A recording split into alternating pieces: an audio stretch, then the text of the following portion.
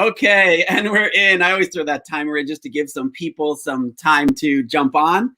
But it is awesome to be here. Hello, Peggy. I saw you jumped in early as well to say hello. So that is great. I'm super excited to talk to Shelly today. We are going to be focusing on what I think is actually a super important topic, especially what's going on right now. And we're going to be talking about wellness and student wellness and how we can really help our students as well as ourselves in this time. But I just want to, before we jump into what we're going to be chatting about, Shelly, I'd love for you to introduce yourself to everyone that might not know who you are and reintroduce yourself to those who do.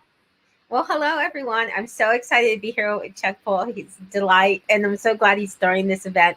I'm currently in Houston, Texas, but I have taught and trained teachers in over 26 countries. I usually focus on e-learning, helping countries to integrate technology. But right now, I am a classroom teacher. I teach fourth graders this year, and I teach STEM, I teach science, I teach social studies, many different subjects. And I'm in a hybrid situation. So I feel you all. I feel you all right now. And that's awesome. I'm actually going personally. We're starting hybrid on Monday, so I've been fully remote this whole time. So I'm curious to see what hybrid will look like. The remote has kind of worked. It's had its struggles, as everyone knows. It's a lot of work. But that is awesome that you are teaching fourth grade and all of that stuff, STEM, everything there. And in a hybrid model, I'm sure that it's very interesting, to say the least. And I think that in either hybrid, remote, or even if, when we do return to whatever normal might look like, student wellness is so important, right? So I'm excited to hear all about what you're going to talk about. I know that we had chatted about talking about 3 strategies specifically, and I'd love to just dive right in. I like to get right into content and right into learning myself. So why don't we start off with your first tip or strategy to help students? Well, and this strategy is really great because it helps teachers as well. And that's to model wellness. And when I know a lot of teachers, others tell us, okay, you need to drink water, you need to move around. And it's the same for our students. Especially when our students are sitting all day and they have to be in Zoom sessions, it is so important. When I'm in a hybrid situation, and even I'm teaching at the same time virtual, we'll take those breaks and I'll say, okay, water break time. And then I have my water, and then we're, drinking water during that time. We do a lot of brain breaks. That's how we model. I do it with them, even if it's really silly. Today I was dancing Aladdin. Yesterday I was doing some kind of, and they suggest the different types of brain breaks as well. And then, morning meetings are all part of where you can model wellness. You can teach them a strategy like, let's do breathing today. We do yoga. We do other types of ways that they can calm. It helps you as a teacher. It helps remind you about your wellness while you're modeling it for them, and then having them model those strategies back. But also you're letting them know how much you care about them, and that it's not just all about, the teaching and the academics and all of that, because that will come if they sense that relationship and that connection. They want to do more for you. So definitely taking that time every day to say, okay, it's time for us. It's been 15 minutes. I put a timer on my phone, and then that's our water break. Like every 15 minutes, we're moving, we're doing something, even if it's our fingers, we're like stretching our fingers or something like that. So I think that's really important. And I would agree. And I love how you really emphasize modeling it, right? Doing it so it helps us as well. Okay, let's have a drink of water, and we drink the water, which I think is super important. I love the timer idea. I actually use something when I teach that has timers involved as well. And I know that kind of also puts in routine, right? It kind of gets those routines in. Absolutely. And I liked Peggy had a good question here. She had said, do you have a list of brain break activities? Do you have any examples of what could be a brain break activity or something that you really see has worked well? So yes, I do. This is actually my students' favorite brain break activity that we've done, and everyone can try it here. Okay, can you do a taco tongue? And then something else. What is something else you can do with your hands or your fingers that maybe we all can try too? My students, they love it. They stand in there and they all get involved. If they may not dance or something like that, they'll do the taco tongue. I have an astronaut GIF brain break, and I've shared that at teacherbootcamp.com. But the really great thing about the teachersummit.com is at Shell Terrell, you'll be able to go and you'll be able to attend the session, and you'll get a PDF that has templates where you can just copy the Google slide, you can make it into a PowerPoint, and it's all there for you. I have all these brain breaks, just a list of them, and you pick and choose which one you want to use for that day. That is awesome, and I love it. I mean, and if anyone that is watching has not registered yet at teachersummit.com/Terrell, make sure you do that, because that is such an awesome resource, and it's free, right? So if they watch your session, they can literally go right to it, and they'll be in great shape with all of those. I know I teach middle school, Shelly, and one thing that I do every day, and I do it randomly because we have a certain amount of time before they switch classes remotely. And this kind of works more in the remote side of things, but we do what we call 1 minute mania. And I will, it's just to get them up and moving. I put a timer on for 1 minute and I ask them to do something random, right? So today was, I wanted them to find 2 mismatched socks. And it's funny to watch. They go and they run, they come back. And what I did find with it too, in our situation in the middle school, kids are often shy about putting their cameras on, right? And which is fine. I let them to keep them off, but it's a good way to see them, see that they're still active, because they turn the camera on to show me their mismatched socks or to do that. It gets them moving.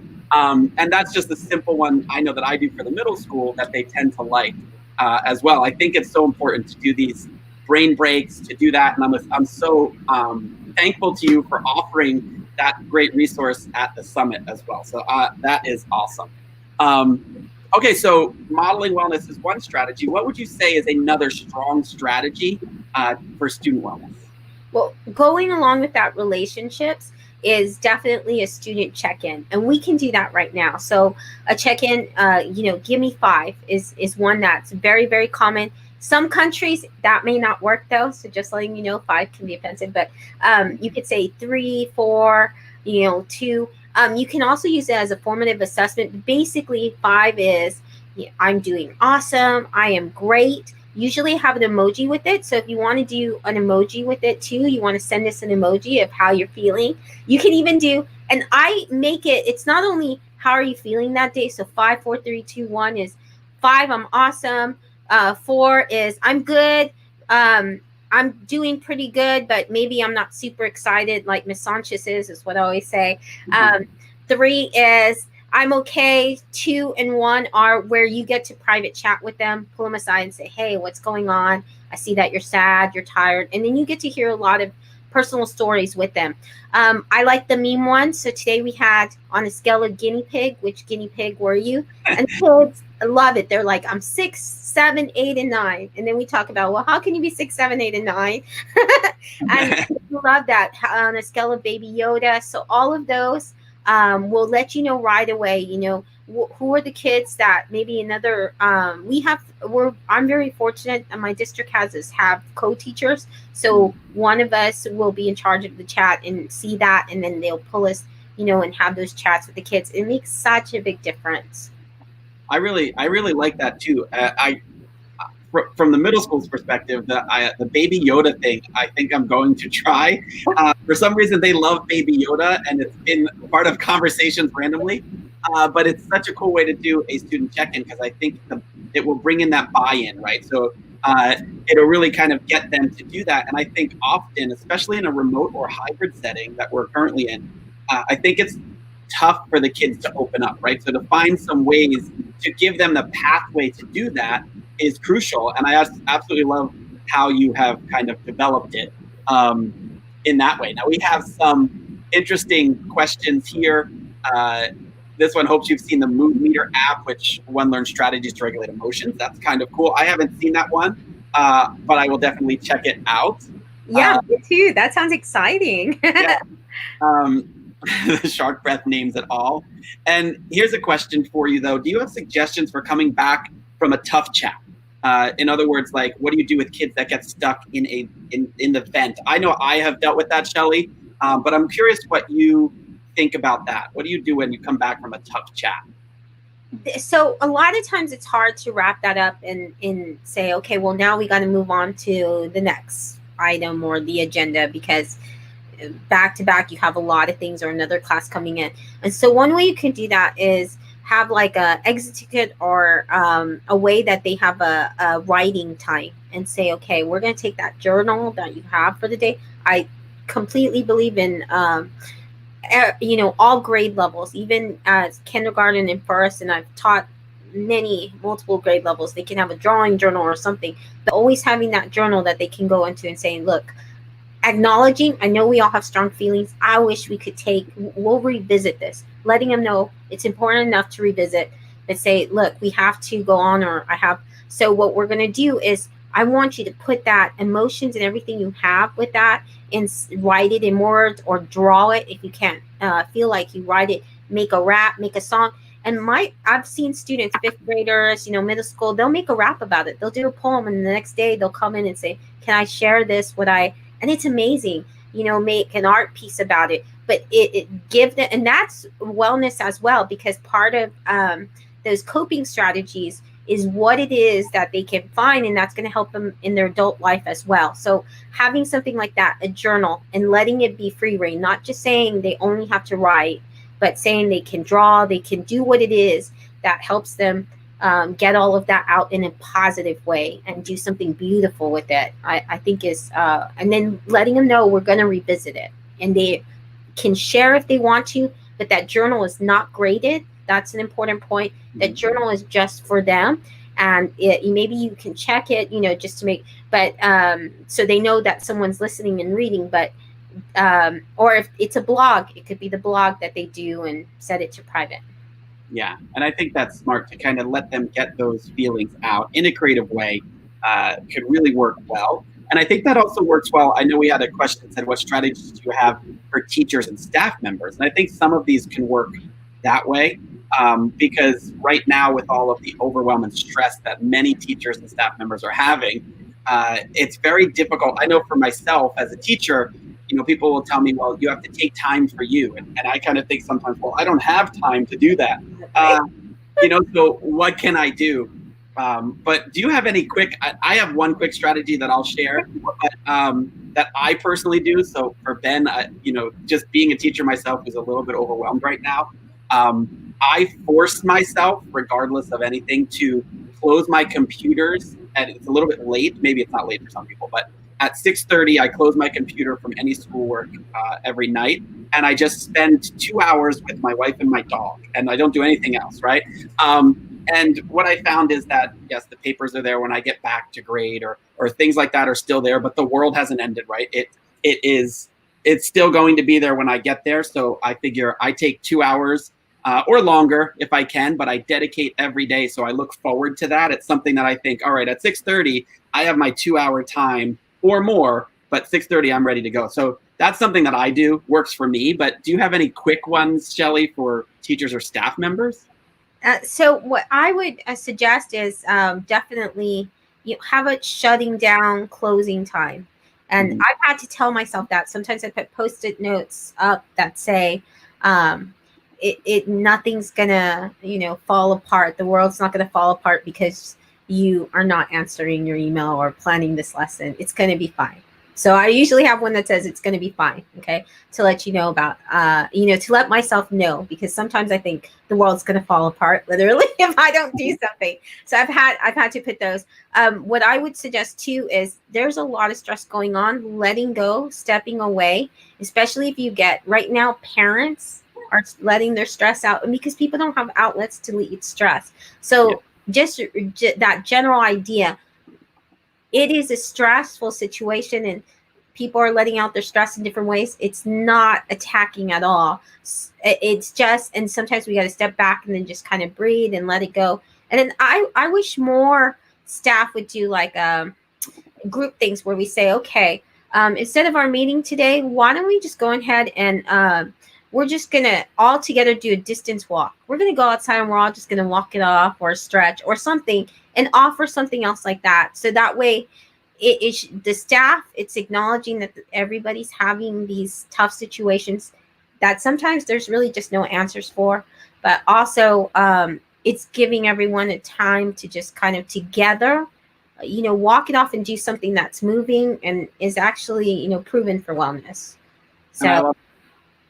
And I agree. I think that you kind of wrapped them all up in a nutshell for those people. And I think that the advice that you've given us is great. I'll obviously use some of those as well.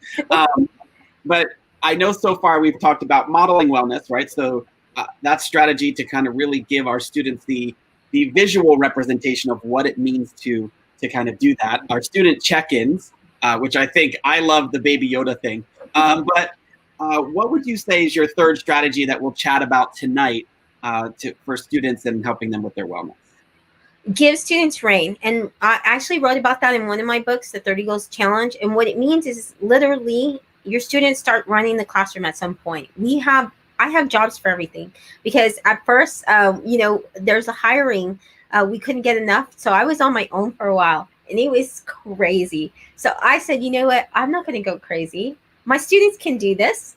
And so they did. I have co-hosts. They help me in Zoom sessions. They let people in. We have exit ticket, who puts the exit ticket codes. We have a code person. So one approves it. I mean, there's just different ways that one monitors the chat. There's even letting them teach for a while, saying, you see, one of my students is on 249 of our Code Monkey. And the other, so she's been my co-teacher in that class because the others are on level 10 to 30.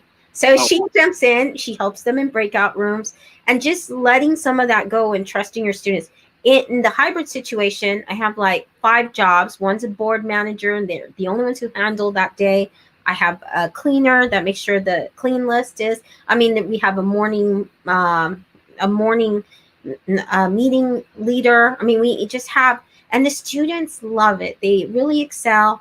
I get messages all the time. Today, one of my students made me a Google Slide certificate with that gave me a gold star. So the students, they get a chance to see each other shine too. So that's really important, is that each one of them, maybe they've never been given, that kind of opportunity to shine. So making sure everybody gets one of the jobs and you rotate it. But it's just such a difference. And it relieves me, because there's sometimes I'm running around or I have to go to, bathroom break or something. And I know my students, they take care of it. I don't have to worry that I'm going to jump in and some disaster happen where they're chatting about me. I've seen all these horrible Zoom things, and I'm like, thankfully, that doesn't happen in mine, because the students are in charge and they take that very seriously. So. And I love it, because I try and do my class like that as well, like to give them as much responsibility, I guess you can say. And you're absolutely right. I think when students are given the opportunity, I love what you had said, to, in a breakout room, have a student run that breakout room, right? When they do that, what I also have found, and this is in middle school, and I'm sure that it's similar or the same in elementary school, and even in high school, but when that student is presenting, at least is what I have found, the other students really are in tune with what they're doing. It's almost as if they would rather listen to that student than they would listen to me, right? So when you form that kind of a culture in your class, I think it could really make a big difference. And for student wellness, right? It really gives them that ownership that they're looking for. Absolutely. And right now, with feeling that, the other part of that is it gives them some kind of control, which is emotionally such a great emotion to have right now, because so much is out of control in their life. And so having that, a way to be able to lead and be positive and help others is just so what is needed right now. And I think it just really helps them a lot. I agree. And I love it. I love that advice. All 3 of them, I keep thinking in my brain, because tomorrow I'll be teaching remote. Friday I'll be teaching remote, and then Monday I'm hybrid. And I kind of look at this as, wow, I can do all of this stuff. And the first one that you talked about, and I'll just kind of recap them really quick for us, Shelly, but that model wellness one, I find myself drinking water all the time. Just it's right on the side. I just drink it. But I never really, and this might just be, my bad type of a thing. But I never thought to say, okay, guys, listen, I'm drinking water. Why don't you all get a chance and take your water and drink it, right? As simple as that sounds, I think it could really make a big difference because the kids, they need to have that kind of stuff going on. They see me doing it, but I think by modeling it for them and letting them know it's okay for them to do it as well, it's something I'm going to try tomorrow, definitely. So that was really cool. The student check-ins, again, I absolutely love that. And I think teaching in a remote setting is so important, as well as hybrid, to make sure that, that social emotional wellness is still there, right? That we can absolutely can do that. And then student rain, I absolutely love, where they have the opportunity to take control of their classes. Awesome. I just wanted to kind of recap that. But before we end, because I usually go live for like 25, maybe 30 minutes, not too long because I know people are busy. But do you have any, last nuggets of wisdom or anything that you would love to share with the people watching, or even the people that are going to watch the replay later? Any specific thing that you would say is something you would love to leave them with, or any piece of advice? I think right now, definitely your wellness is so important, because I see every day is a different teacher I see on social media or even at my district is stepping away. And so taking that time, realizing that, you're at that point or you're almost at that point, there's so much that we just can't change, but doing things like this with your students, even just knowing that all of this is so important, as well as the curriculum. So let that curriculum go. Everybody understands, parents and, staff, admin, I can't stress enough how much it is to just don't worry about, are they achieving all these targets, or that's going to come because your students have that relationship with you. Today we did buoyancy, we made boats with, Archimedes principle, but we're at that point and the students did so well, and we have 99% attendance every day. And it's amazing. It's phenomenal because the kids want to be there, and it's coming because that relationship is there. So, don't look at scores or anything like that right now. Concentrate on wellness, your wellness and their wellness. And that is the most important thing I can think of, because they need you. We have subs coming in all the time, and it's because teachers are leaving, and that's, having someone there constantly. So we need you. So take care of yourself, please. If I can help in any way, I will try. Go to this summit. It's going to be full of ideas. You're going to get a lot of free resources, templates, people who have been doing this for a long time too. Yes, I agree. And just as like a segue into that with the summit, putting it together has been a big job, right? But I'm absolutely honored though that you will be presenting there, and there's literally over 100 speakers giving in information. And the summit's a little bit different than our live conversations, right? The summit is your presentation. You are going at it. You don't see me. But our live conversations, I like to kind of bring in and chat. But again, the resources, especially the one that you're going to share that has templates and things like that for people to dive into, is just awesome. So absolutely love it. If people aren't registered and you're watching this live, make sure to go to the website scrolling across the bottom to register.